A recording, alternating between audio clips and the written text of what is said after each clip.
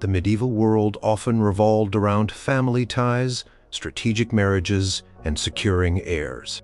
It was a time when not having a spouse could be a political statement, a religious calling, or simply a personal circumstance. Yet, some men navigated this era, leaving incredible legacies, not despite their single status, but perhaps, in some ways, illuminated by it. From kings who wielded absolute power without a queen by their side, to thinkers who reshaped understanding, and artists who created timeless beauty, these individuals demonstrate that a singular focus could indeed forge an awesome path. Prepare to meet 12 medieval bachelors whose stories of achievement, influence, and sometimes sheer audacity echo through the centuries. Number 12. Henry of Blois, the Prince Bishop, who built empires of stone and power. Henry of Blois, born around the year 1096, was not just any churchman. He was a grandson of William the Conqueror and the younger brother of Stephen, who would become King of England. This noble lineage placed him at the heart of English politics from a young age. Choosing a career in the church, a path often taken by younger sons of noble families, Henry became a Cluniac monk. This was not a retreat from the world for him, but a different avenue to influence. In 1126, he was appointed Abbot of Glastonbury, one of England's richest and most prestigious monasteries. He did not stop there. Just 3 years later, in 1129, he was made Bishop of Winchester, a hugely powerful and wealthy diocese. He managed to hold both positions simultaneously for many years, a rare feat demonstrating his considerable influence and administrative skill. Henry's single status as a celibate monk and bishop meant he was in theory dedicated solely to God and the Church. However, this celibacy also freed him from the dynastic concerns of marriage and children, allowing him to pour his immense energy and resources into other pursuits. And pursue them he did.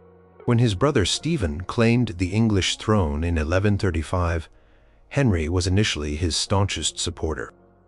He wielded significant power during the early years of Stephen's reign, even serving as papal legate from 1139 to 1143, which effectively made him the head of the English Church, sometimes even more powerful than the Archbishop of Canterbury.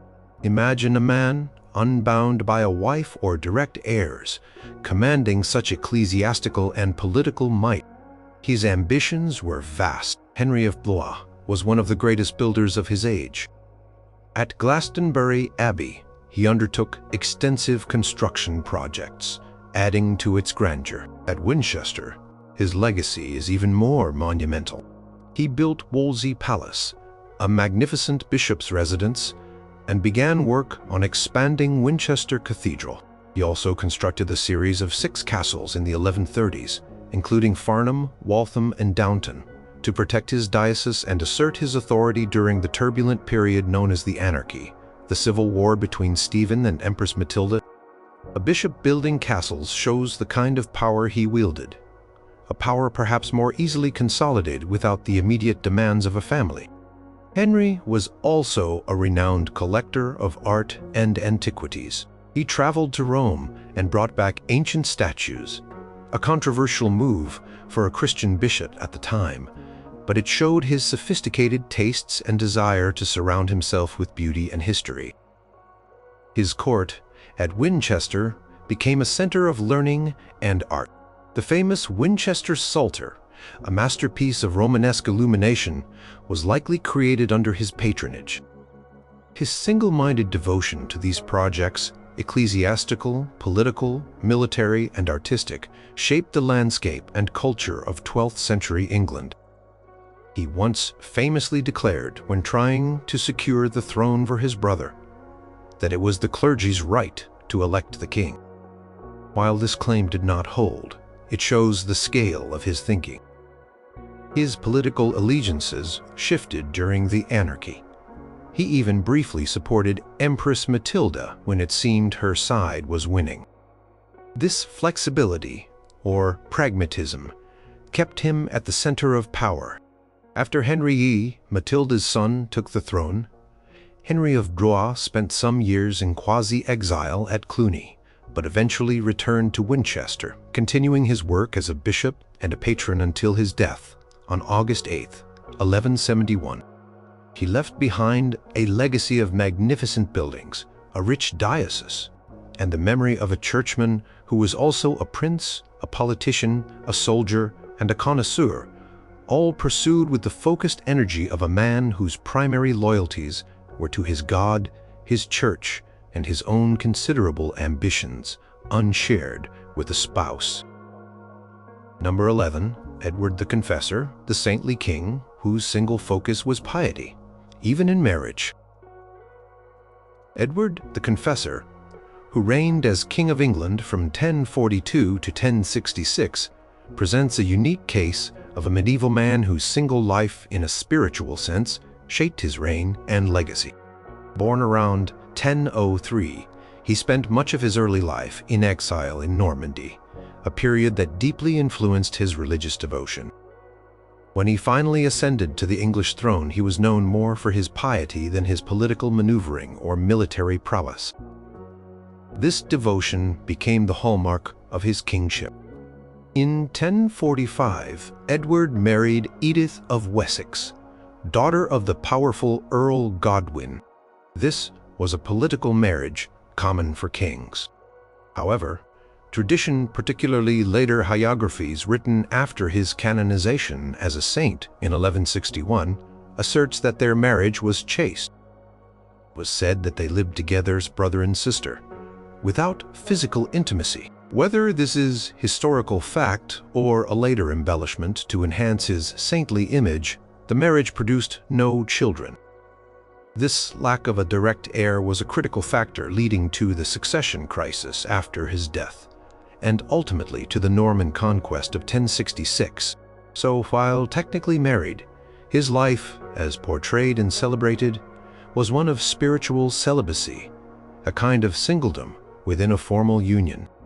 Edward's energies, not directed toward siring heirs or perhaps even typical marital companionship, were channeled into religious works and the governance of his kingdom, albeit with a heavy reliance on his powerful nobles. His most famous and enduring achievement was the construction of Westminster Abbey. He poured vast resources and personal interest into rebuilding an older minster on a grand scale, intending it as his own burial church. The abbey was consecrated just a week before his death on January 5, 1066. This magnificent structure, a testament to his piety, became the traditional coronation and burial site for English monarchs, a lasting symbol of his reign. His reputation for holiness grew during his lifetime. He was said to have performed miracles, including curing people of scrofula, a skin disease which became known as the King's Evil because it was believed English and French monarchs could cure it by touch, a practice that continued for centuries, originating with Edward. His lack of direct engagement in warfare, compared to other kings of his time, also contributed to his peaceful, pious image. He preferred negotiation and diplomacy. This approach, while sometimes seen as weak by more martial contemporaries, allowed for a relatively peaceful period in England for much of his reign, a peace that allowed culture and the church to flourish. His single-minded focus on religious matters and his reputed celibacy made him an extraordinary figure. In an age where kings were expected to be warriors and fathers of future kings, Edward stood out. His legacy was not one of conquest or a large family, but of piety, peace, and the foundational stones of one of the world's most famous churches. His single spiritual life, as it was understood, was central to his identity and his canonization. He made this form of dedicated, non-familiar life look like the path to sainthood and enduring architectural legacy, even if it did create a monumental problem for England's succession. Number 10. William of Ockham, the thinker, who slashed through complexity with a razor-sharp mind. William of Ockham, born around 1287 in Ockham, Surrey, England, was a Franciscan friar who became one of the most influential philosophers and theologians of the High Middle Ages. As a member of the Franciscan order, he took vows of poverty, chastity, and obedience. His vow of chastity meant a life of celibacy, a single state dedicated entirely to his intellectual and spiritual pursuits. And what pursuits they were! Ockham's mind was a formidable instrument, and his single status undoubtedly afforded him the time and mental space for profound contemplation and voluminous writing. He studied at the University of Oxford, a vibrant center of learning, but never completed his master's degree. Hence, his title Venerable in Scepter, one who was about to receive the degree. Despite this, his lectures and writings quickly established him as a radical and original thinker. He challenged many prevailing scholastic views, particularly those influenced by Thomas Aquinas, advocating for a more empirical approach and a simplification of metaphysical arguments. This is where his most famous contribution comes in: Ockham's razor. This principle, stated in various ways, but generally meaning entities should not be multiplied unnecessarily, or the simplest explanation is usually the best, became a fundamental tenet of scientific and philosophical method. Imagine a man living a simple, unencumbered personal life as a friar, developing a tool of thought so powerful it would be used by scientists and philosophers for centuries to come. Ockham's intellectual fearlessness, however, brought him into conflict with the papal authorities. In 1324, he was summoned to the papal court in Avignon, France, to answer charges of heresy related to his philosophical and theological teachings. He spent 4 years there under a form of house arrest while his writings were examined. During this time, his single-minded dedication to scholarship continued. He became involved in a major dispute concerning apostolic poverty, the Franciscan belief that Christ and his apostles owned no property, either individually or in common, and that the Church should emulate this. Ockham sided fiercely with the Franciscan minister, General Michael of Cesena, against Pope John XXIII, who condemned this view. This was a dangerous stance.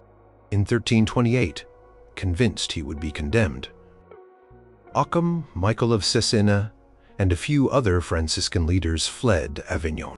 They sought protection from Emperor Louis IV of Bavaria, who was also in a bitter dispute with Pope John XXIII. Ockham spent the rest of his life in exile in Munich at the emperor's court.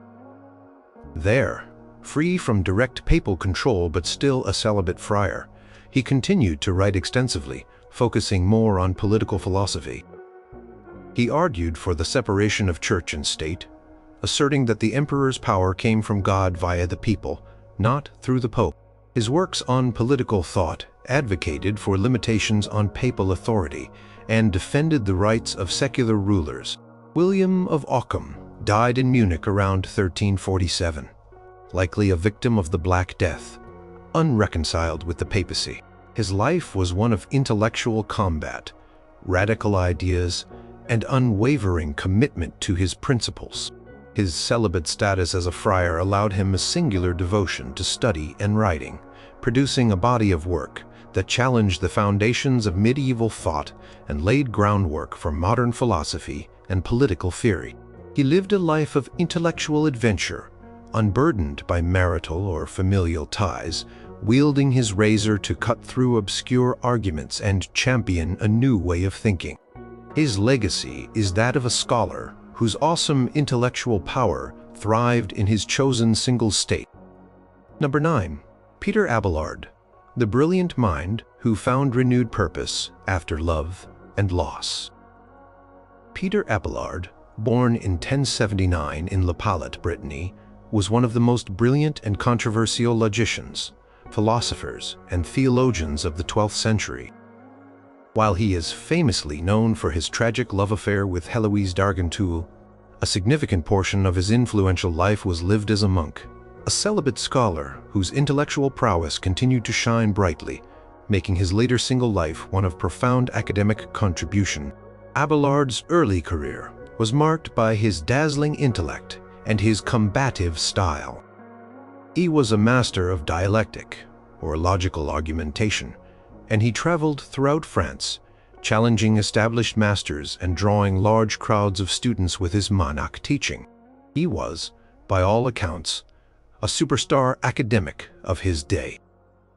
His fame and his sharp critiques of other scholars made him many enemies, but also won him widespread admiration. He settled in Paris and became a leading figure at the Cathedral School of Notre Dame, a precursor to the University of Paris. It was during this period, around 1115, that he began his famous affair with Heloise, a highly intelligent young woman who was his student.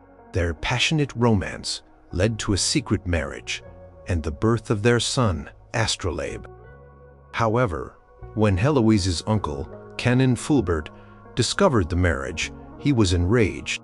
In a brutal act of revenge, Fulbert had men break into Abelard's lodgings and castrate him. This violent event dramatically altered the course of Abelard's life. Shamed and physically maimed, Abelard became a monk at the Abbey of Saint Denis, and he compelled Heloise to become a nun. While this might seem like the end of a vibrant life, for Abelard, it was a new beginning, albeit a painful one, as a celibate scholar monk.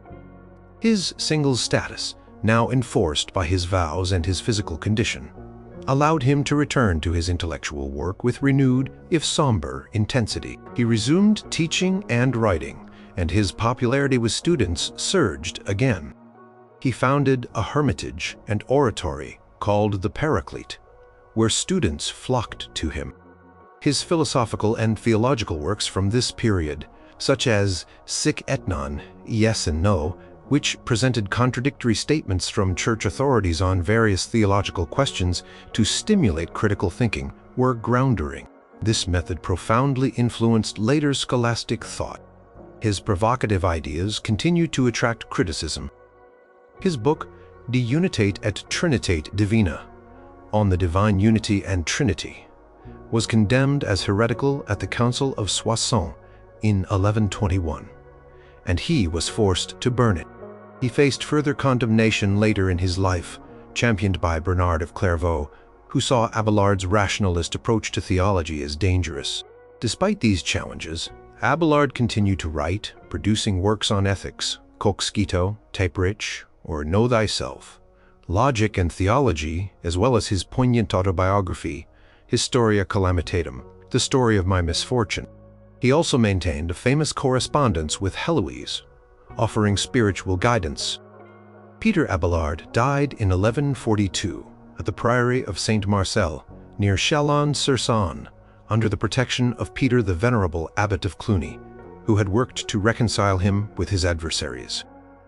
While his early life was defined by romantic passion and its tragic consequences, his later life as a monk was one of extraordinary intellectual productivity. His dedication to scholarship, unencumbered by the kind of worldly life he once knew, cemented his legacy as one of the Middle Ages' greatest thinkers. His story shows that even after profound personal trauma, a single life dedicated to the mind could be remarkably fruitful and influential. Number 8. Godfrey of Bouillon, the Crusader ideal, who ruled Jerusalem but refused a crown. Godfrey of Bouillon, born around 1060 in either Béziers, Belgium, or Boulogne-sur-Mer, France, was a prominent leader of the First Crusade and the first ruler of the Crusader Kingdom of Jerusalem. What makes him stand out among medieval bachelors is that he achieved legendary status as a warrior and ruler, all while remaining unmarried and, according to most accounts, childless. This singular status contributed to his idealized image as a pure and devoted Christian knight. Godfrey was the second son of Eustace, Count of Boulogne, and Ida of Lorraine, who was later sainted. As a younger son, his inheritance prospects were initially limited, but he eventually inherited the Duchy of Lower Lorraine from his maternal uncle. He was a vassal of the Holy Roman Emperor Henry IV, whom he served loyally, even fighting on the emperor's side against Pope Gregory I during the investiture controversy. This martial experience prepared him well for what was to come. When Pope Urban I called for the First Crusade in 1095 to reclaim the Holy Land from Muslim control, Godfrey was one of the first and most important nobles to take the cross. He sold or mortgaged much of his land to finance his large army, demonstrating his commitment to the cause. Along with his brothers Eustace and Baldwin, he led a major contingent of crusaders from Lorraine and Germany. His journey to the east was arduous, but his leadership helped keep his forces relatively intact. During the crusade itself, which lasted from 1096 to 1099, Godfrey played a key military role in several important engagements, including the Siege of Nicaea in 1097 and the decisive Battle of Dorylaeum later that year. He was renowned for his bravery and piety. The climax of the crusade was the grueling siege of Jerusalem in the summer of 1099. Godfrey and his troops were among the first to breach the city walls on July 15, 1099, a pivotal moment in the capture of the Holy City. The subsequent massacre of the city's inhabitants is a dark chapter, but for the Crusaders, it was a divine victory. After Jerusalem was captured, the Crusader leaders needed to establish a government for their new conquests. Godfrey was offered the title of King of Jerusalem. However, displaying characteristic piety, he famously refused to wear a crown of gold in the city where Christ had worn a crown of thorns. Instead, he accepted the title Advocatus Sancti Sepulchri, protector or defender of the Holy Sepulchre. While he ruled Jerusalem, he did so without the royal title, a decision that further enhanced his saintly reputation. His single status with no wife or heirs to consider perhaps made this symbolic gesture easier and reinforced his image as a man dedicated solely to God and the defense of the Holy Land. His rule in Jerusalem was short, but significant. He successfully defended the new kingdom against a Fatimide army from Egypt at the Battle of Ascalon in August 1099, securing the Crusader state for the time being. He worked to establish feudal structures and attract settlers. However, just a year after the capture of Jerusalem, Godfrey fell ill and died on July 18, 1100. His brother Baldwin, who was married and had a more pragmatic approach to kingship, succeeded him and did take the title of king. Godfrey of Bouillon's life and early death cemented his legendary status. He became the epitome of the ideal Christian knight, brave, pious, selfless, and significantly unattached by marriage, allowing his story to be woven into a narrative of pure devotion. Later, medieval romances and epics, like Torquato Tasso's Jerusalem Delivered, further embellished his deeds, making him a central hero of the crusading era. His unmarried life contributed to this almost mythical image of a man whose sole bride was the cause of Christendom in the Holy Land. Number 7. Fra Angelico, the painter monk, whose brush danced with divine light. Fra Angelico, born Guido di Pietro around 1395 in Rippecanina, near Florence, was an early Italian Renaissance painter celebrated for his serene and deeply spiritual works. His name, Fra Angelico, meaning angelic friar, was a posthumous tribute to the profound piety that infused his art and his life as a Dominican friar. As a friar, he took vows of poverty, chastity, and obedience, living a celibate life dedicated to God and his artistic vocation, which he saw as a form of prayer and preaching. His single state was integral to his identity and allowed him to devote his extraordinary talents entirely to religious art. He joined the Dominican order at Fiesole, possibly around 1418–1420, taking the name Fra Giovanni da Fiesole.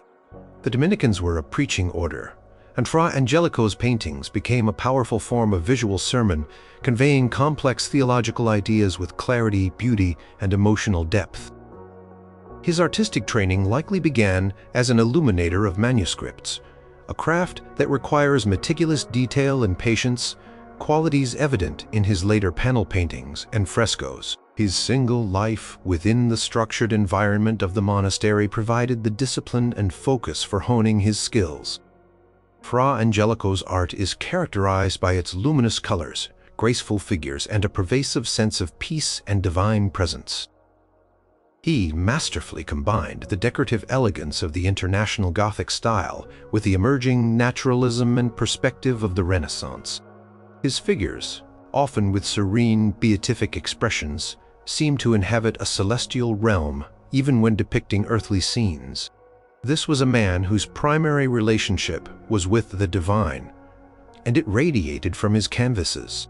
One of his most significant commissions was the decoration of the Dominican convent of San Marco in Florence, undertaken in the 1430s and 1440s under the patronage of Cosimo de' Medici. Here, Fra Angelico and his workshop painted a series of frescoes in the cloister and of chapter house, and, most notably, in each of the friars' cells.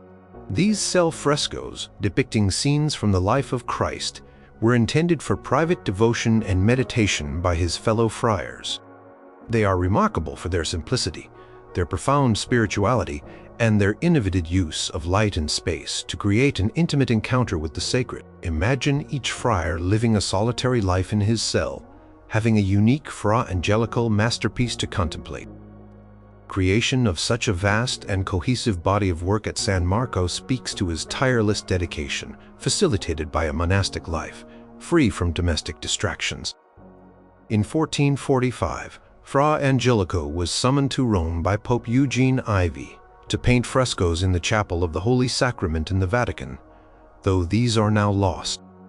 He later worked for Pope Nicholas V, decorating the Nicolene Chapel in the Vatican with scenes from the lives of Saint Stephen and Saint Lawrence. These Roman works showcase his mature style with greater monumentality and a deeper understanding of classical forms, yet they retain his characteristic spiritual intensity. Fra Angelico was not an isolated artist monk. He ran a successful workshop and was highly regarded during his lifetime, not only for his artistic skill, but also for his personal holiness. Giorgio Vasari, in his Lives of the Artists, described him as a man of simple and holy habits, stating that he never took up his brushes without first praying, and that he would weep when painting a crucifixion. It was said he believed his paintings were divinely inspired.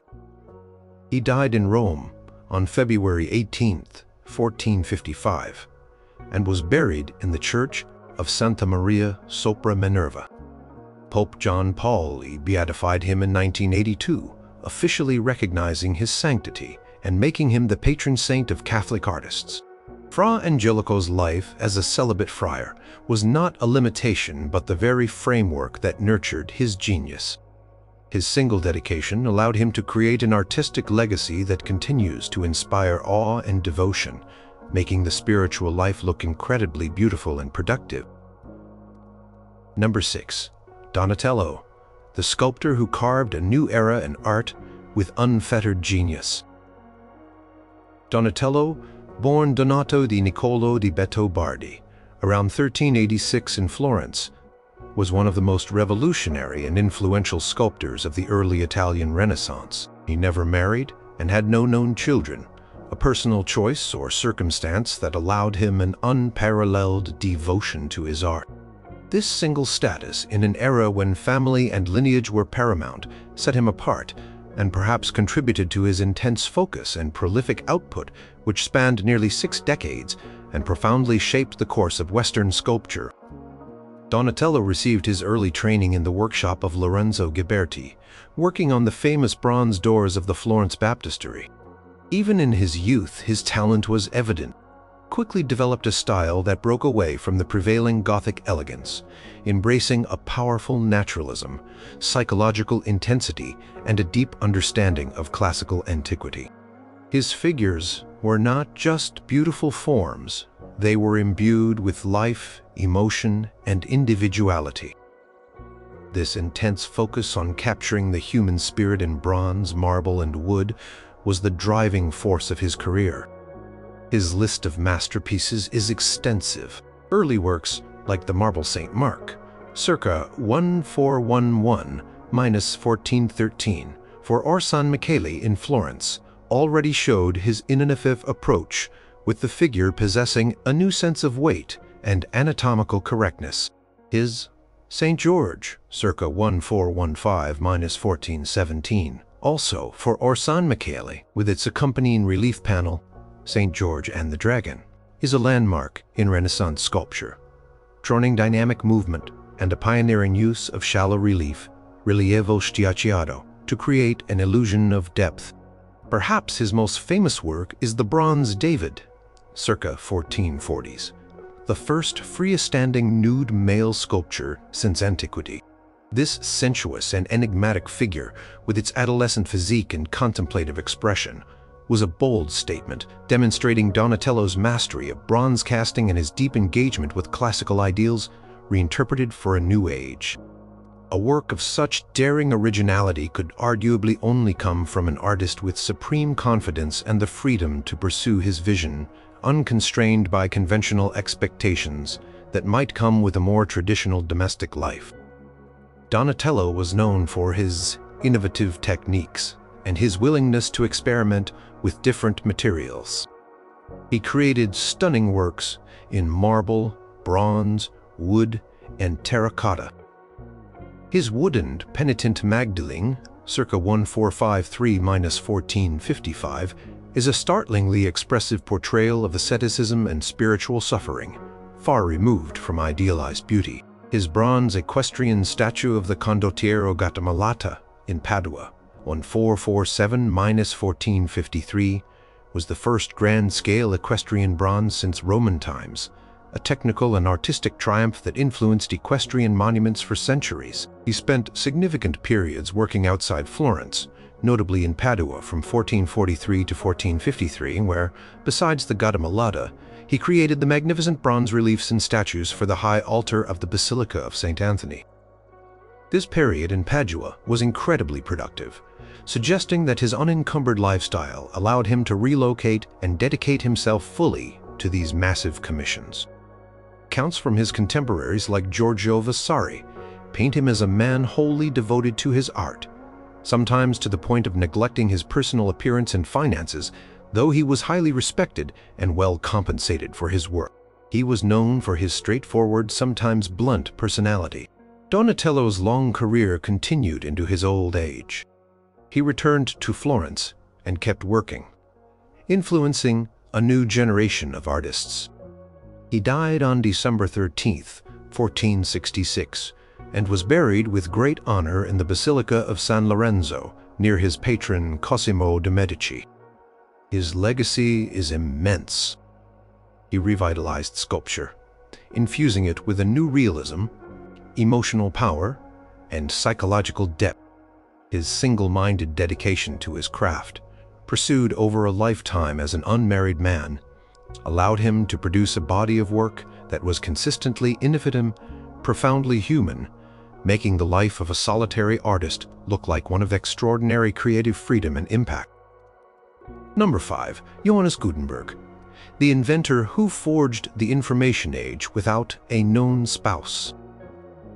Johannes Gutenberg, born Johannes Gensfleisch zur Leyden zum Gutenberg around the year 1400 in Mainz, Germany, is the man credited with inventing movable type printing in Europe.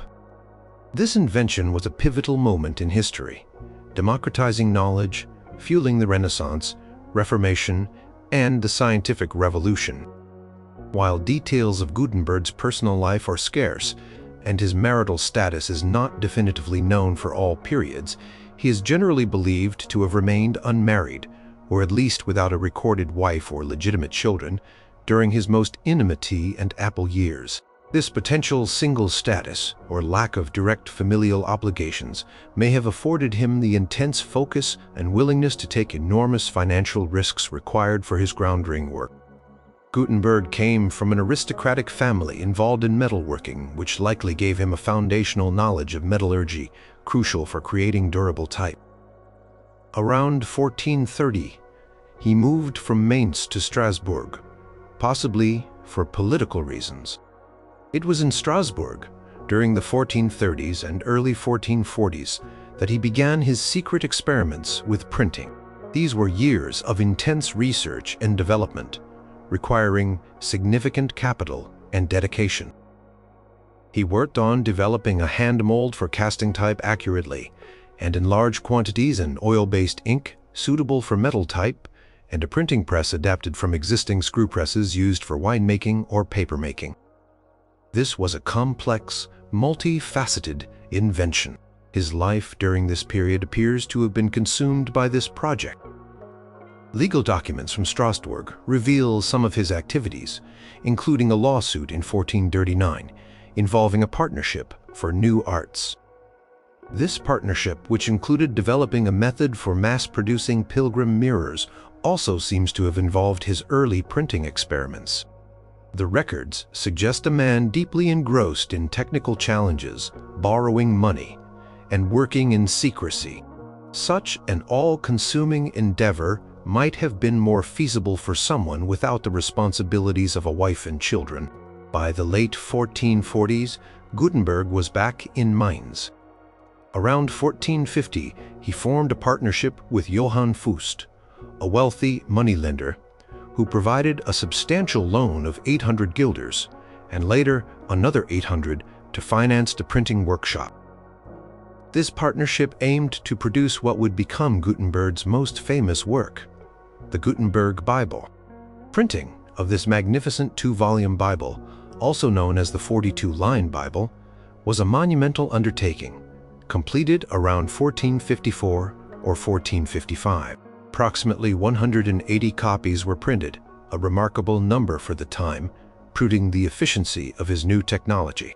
Quality of the printing, with its clear, legible type and beautiful layout, set a high standard for future printers. However, Gutenberg's relationship with Fust soured. In 1455, Fust sued Gutenberg for repayment of the loans with interest. Gutenberg was unable to pay, and the court ruled in Fust's favor. As a result, Gutenberg lost control of his printing workshop and much of his equipment, including the type used for the Bible, to Fust, who continued the printing business with Gutenberg's former assistant, Peter Schoeffer, who later married Fust's daughter. This must have been a devastating blow for Gutenberg, seeing his life's work essentially taken from him. Despite this setback, Gutenberg seems to have continued printing, possibly on a smaller scale. Some scholars attribute other less monumental works to him in the following years. In 1465, his achievements were recognized by Archbishop Adolf von Nassau of Mainz, who granted him the title of Hofmann, Gentleman of the Court, along with an annual stipend, clothing, and tax exemptions, which provided him with some financial security in his later years. Johannes Gutenberg died in Mainz in early 1468. He did not die a wealthy man, nor did he achieve widespread fame during his lifetime for his specific invention, though printing spread rapidly across Europe within decades of his innovation. His unmarried status, or at least the absence of a documented family life during his key inventive period, paints a picture of a man singularly possessed by an idea that would fundamentally change the world. His awesome achievement was not personal wealth or a dynasty, but the unlocking of human knowledge on an unprecedented scale, a feat requiring years of solitary struggle, experimentation, and unwavering belief in his vision. Number 4. The Venerable Bede, the monk scholar, who chronicled a nation's dawn from his cell.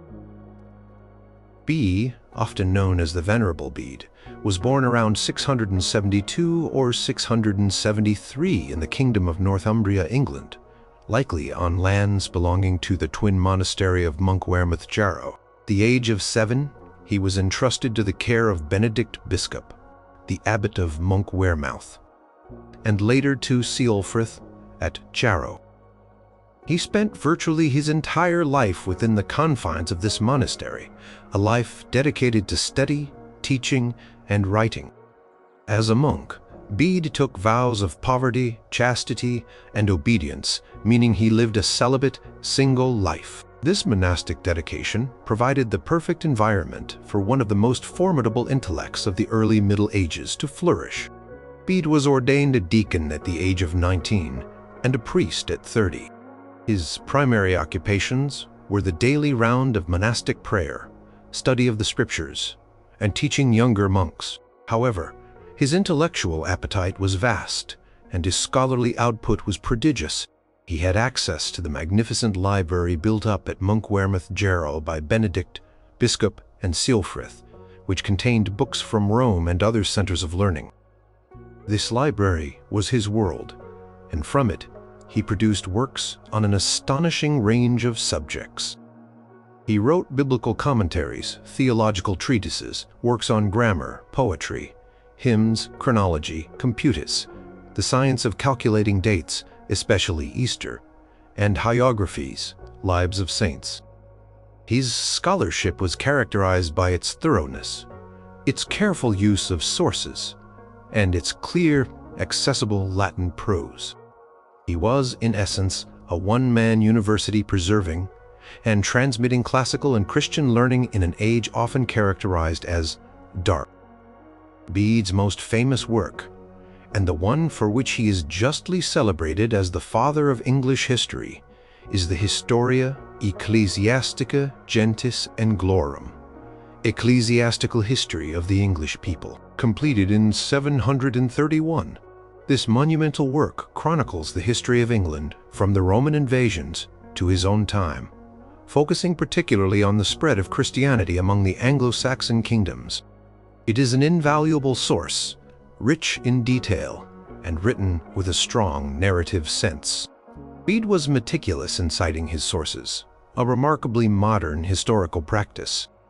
He gathered information through correspondence with other learned individuals and monasteries throughout England. The Historia effectively created a sense of a unified English identity, bound by a common Christian faith, even before England was politically unified. His work on chronology was also highly influential. He popularized the use of the Anno Domini, a dating system, counting years from the incarnation of Christ, which became standard in Western Europe largely due to his efforts. His calculations for the date of Easter were also crucial in resolving disputes within the Church. Bede's life as a monk was one of quiet, disciplined labor. He described his own life as follows: "I have spent my whole life in the same monastery, and while attentive to the rule of my order and the daily care of the Church, my constant delight has been in learning, teaching, and writing." This single-minded devotion, unencumbered by the worldly cares of marriage or family, allowed him to produce over 60 books. He was a teacher to generations of monks, some of whom became influential figures themselves, like Archbishop E. Sigebert of York, who founded the famous school and library at York. Bede died on May 26, 735, in his monastery at Jarrow, reportedly dictating the final lines of a translation of the Gospel of John into Old English, even on his deathbed. His reputation for learning and holiness spread quickly. Title Venerable was attached to his name within a couple of generations of his death, a mark of profound respect. In 1899, Pope Leo X declared him a Doctor of the Church, the only Englishman to receive this high honor. Bede's life demonstrates how a single celibate existence, dedicated to scholarship within a monastic community, could result in an awesome intellectual legacy that shaped a nation's understanding of its past and contributed profoundly to European learning. Number 3. Roger Bacon, the visionary friar who dared to imagine the future. Roger Bacon, born around 1219 or 1220 in Ilchester, Somerset, England, was a Franciscan friar, philosopher, and polymath who made significant contributions to optics, linguistics, and experimental science during the High Middle Ages. Often called Dr. Mirabilis, wonderful teacher, Bacon was a man whose intellectual curiosity knew no bounds. As a Franciscan friar, he was committed to a life of celibacy, which allowed him to dedicate his formidable energies to his scholarly pursuits, though his radical ideas often brought him into conflict with his superiors and the established academic authorities of his time. Bacon studied at Oxford and later taught at the University of Paris, the leading intellectual center of Europe. He was deeply learned in the traditional Aristotelian philosophy of his day, but became increasingly critical of the prevailing scholastic methods which he felt relied too heavily on argument from authority rather than on direct observation and experimentation. He championed what he called scientia experimentalis, experimental science, as the true path to knowledge. This was a revolutionary concept for the 13th century. His intellectual vision was vast.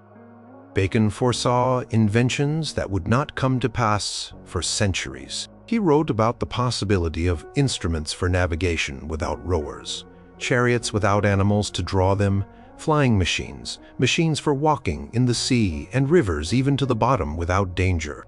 He also speculated on gunpowder, telescopes, and microscopes. This ability to envision future technologies based on his understanding of natural principles marks him as an exceptionally forward-thinking individual.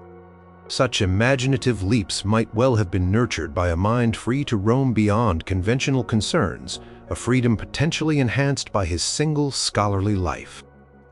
Bacon was a strong advocate for the reform of the university curriculum. He believed that the study of languages, particularly Greek, Hebrew, and Arabic, was essential for accurate understanding of original texts, both sacred and scientific. He also emphasized the importance of mathematics as the foundation for all sciences. His own work in optics, Opus Majus, great work, Opus Minus, lesser work, and Opus Tertium, third work, written around 1267 at the request of Pope Clement Avid, contained detailed studies on light, vision, lenses, and the principles of reflection and refraction. He described the anatomy of the eye and the process of vision with remarkable accuracy for his time. His relationship with Pope Clement IV was a crucial, though brief, period of support. Pope, intrigued by Bacon's reputation, asked him to write a summary of his philosophical and scientific views. Bacon, working with incredible speed, produced the 3 opus works within about a year. These works outlined his ideas for a universal science and a reform of learning. However, Pope Clement IV died in 1268 before he could fully act on Bacon's proposals, leaving Bacon without his most powerful patron. Bacon's outspoken criticisms of contemporary theologians and scholars, his interest in alchemy and astrology, though he distinguished between legitimate inquiry and superstition, and his emphasis on experimental methods made him a controversial figure within the Franciscan order.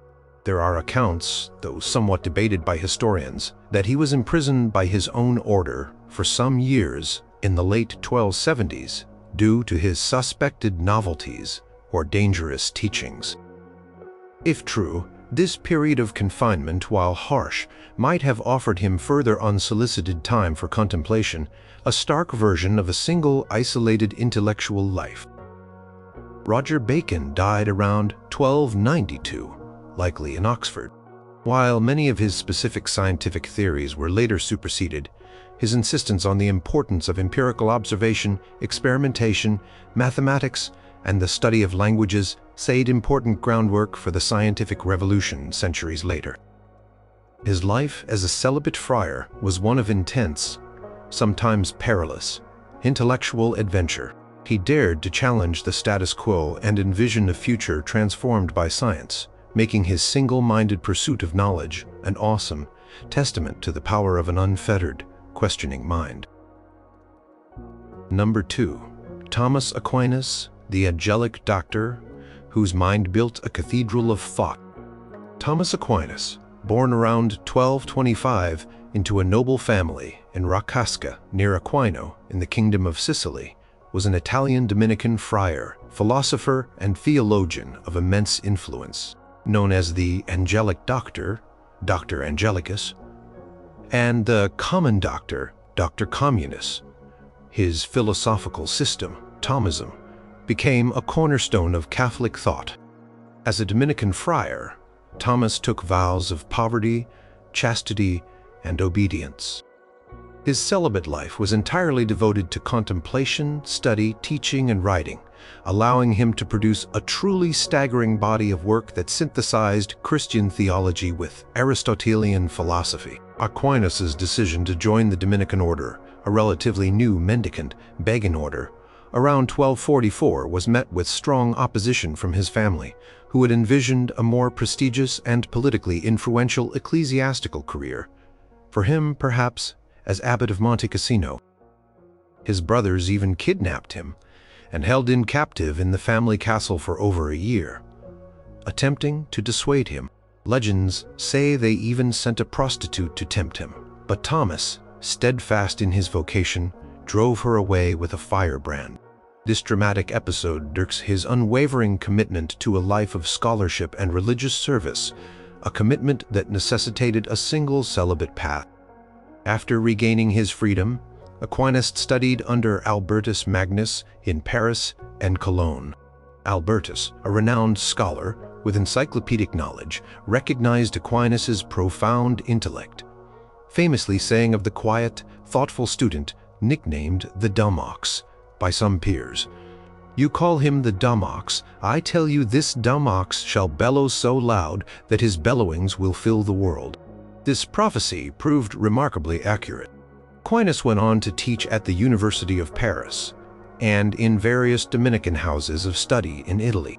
His primary intellectual project was to reconcile Aristotelian philosophy, which had been reintroduced to Western Europe through Arabic translations, with Christian doctrine. Many traditional theologians viewed Aristotle's works with suspicion, seeing them as pagan and potentially incompatible with faith. Aquinas, however, believed that reason and faith were not contradictory, but complementary paths to truth, both ultimately originating from God.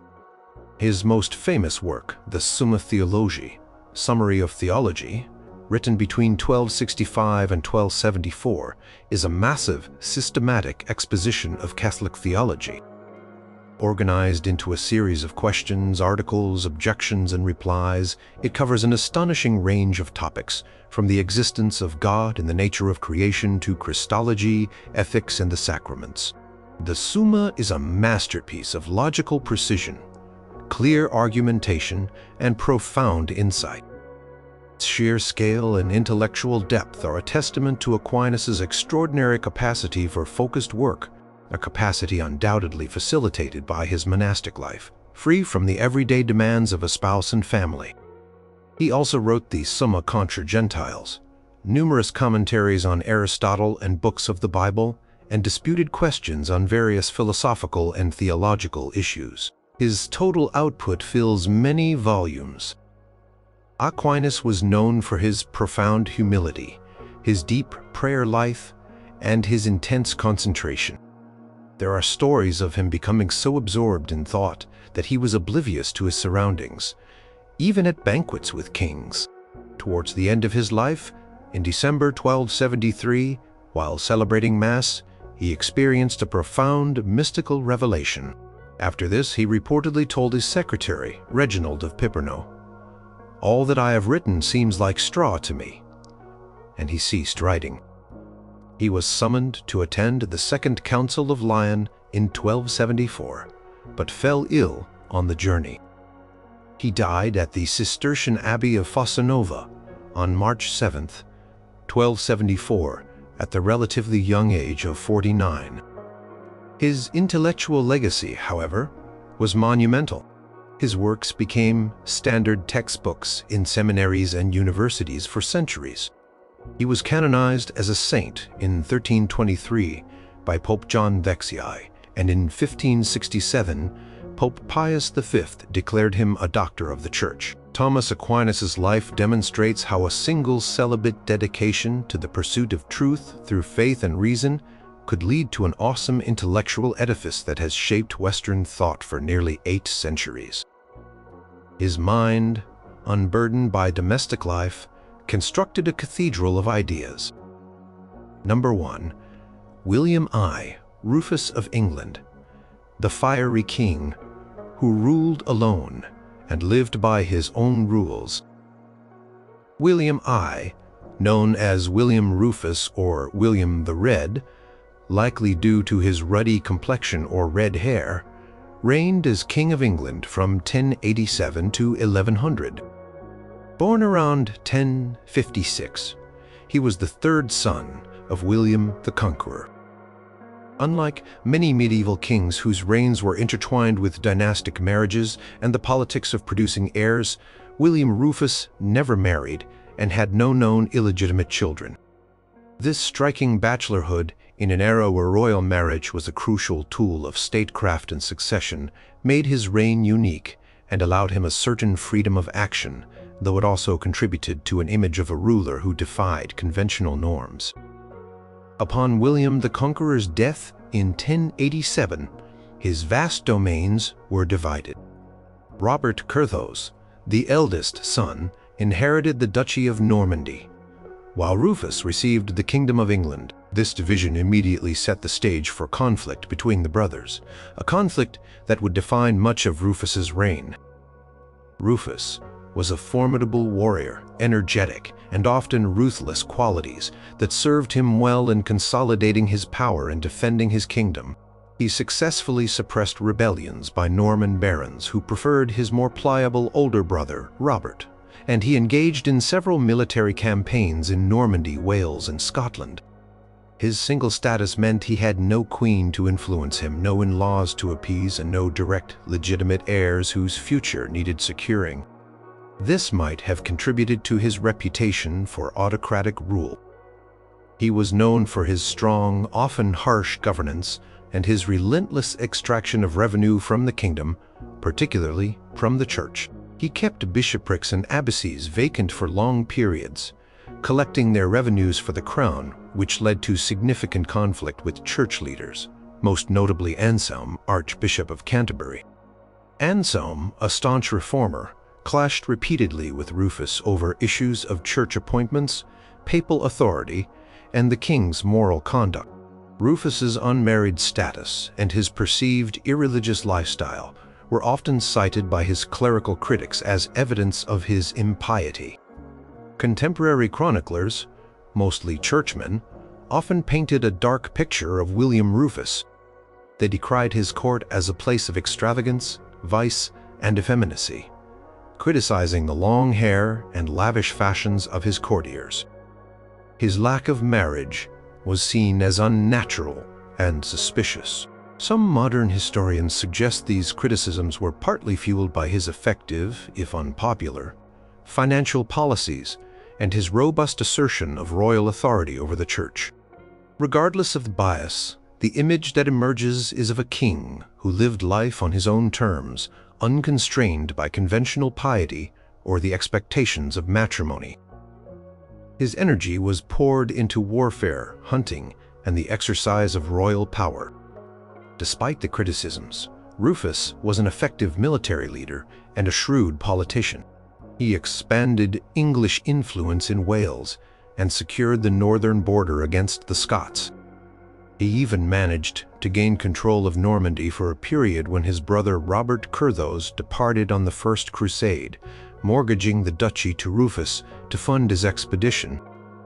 One of Rufus's lasting architectural achievements is Westminster Hall in London. Originally built as a vast royal feasting and assembly hall, its sheer scale, completed in 1097, was intended to impress and display royal majesty, a project perhaps more easily funded by a king who kept a tight grip on the royal purse and was not supporting a royal consort and numerous legitimate children. William Rufus's reign came to an abrupt and mysterious end on August 2nd, 1100. He was killed by an arrow while hunting in the New Forest. Whether his death was an accident or an assassination remains a subject of historical debate. Walter Tyrrell, one of his hunting companions, was blamed, but he fled the country.